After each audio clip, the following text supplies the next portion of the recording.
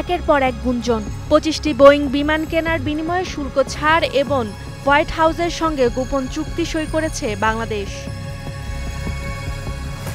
ওয়াশিংটনে বাংলাদেশ দূতাবাসের press minister ও সাংবাদিক গোলাম মুর্তজার প্রশ্নের জবাবে বাণিজ্য উপদেষ্টা শেখ বশির উদ্দিন বলেন, যুক্তরাষ্ট্রের সঙ্গে শুল্ক কমানোর বিষয়ে কোনো গোপন চুক্তি হয়নি। আমরা একটা গোপনীয়তার চুক্তি করেছি।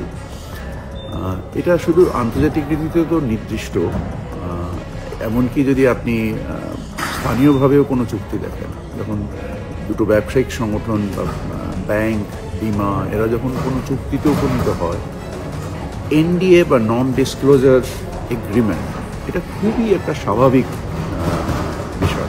তিনি বলেন, আমরা যা করেছি তা দেশের স্বার্থকে সর্বোচ্চ অগ্রাধিকার দিয়েই করেছি, ঠিক যেমন যুক্তরাষ্ট্র তার জাতীয় নিরাপত্তাকে অগ্রাধিকার দিয়েছে। জানান, বাণিজ্য বৃদ্ধি করার জন্য বাংলাদেশের বেসরকারি খাতকে কাজে লাগানো হয়েছে। বাণিজ্য ঘাটতি হ্রাস করার ক্ষেত্রে বা যুক্তরাষ্ট্রের সাথে বাণিজ্য বৃদ্ধি করার ক্ষেত্রে আমরা মূলত প্রাইভেট সেক্টরকেই কাজে লাগিয়েছি। যুক্তরাষ্ট্রের সঙ্গে আলোচনার ফলস্বরূপ বাংলাদেশের রপ্তানি পণ্যে শুল্ক 35% কমে 20% হয়েছে, যা দেশের পোশাক শিল্পের জন্য বড় একটি সাফল্য। তিনি আরও বলেন, এই সাফল্য ধরে রাখতে বাংলাদেশকে প্রতিযোগিতা সক্ষমতা অর্জন করতে হবে। যুক্তরাষ্ট্র থেকে 25টি বোয়িং কেনার বিষয়ে বলেন, এটা আমাদের কাছে আলোচনার বিষয় হলেও তাদের কাছে ততটা গুরুত্ব পায়নি। মূলত দীর্ঘমেয়াদে দেশের এভিয়েশন খাতের কথা চিন্তা করে এই সিদ্ধান্ত নেওয়া হয়েছে। এসব বিমান বহরে যুক্ত হতে আরও অন্তত 10 বছর সময় লেগে যাবে।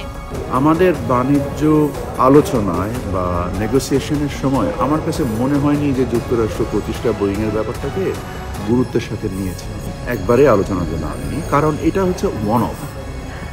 আর এই ওয়ান অফ আপনি যদি দেখেন যে বোয়িং গত বছর আমার জানা মতে মাত্র 12টা প্লেন বানিয়েছে, সেখানে এই চুক্তি অনুযায়ী তারা প্রথম বিমান সরবরাহ হয়তো করতে পারবে 37 সালে।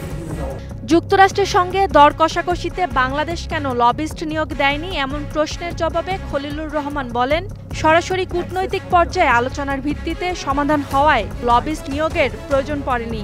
আমাদের কোনো লবিস্ট ফার্ম শেষ মুহূর্তে এসে নিয়োগ করলে সে অ্যাক্সেস পাবে, আর তো কোনো কারণ নেই।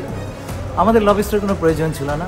শুল্ক চুক্তির বিষয়ে জাতিসংঘের বাণিজ্য সংস্থায় কাজ করা খলিলুর রহমান আরও জানায়, ভূরাজনৈতিক ফাঁদ এড়াতে জাতীয় নিরাপত্তার স্বার্থ বিবেচনায় সচেষ্ট ছিল বাংলাদেশ। Roksana Rimi, Star news.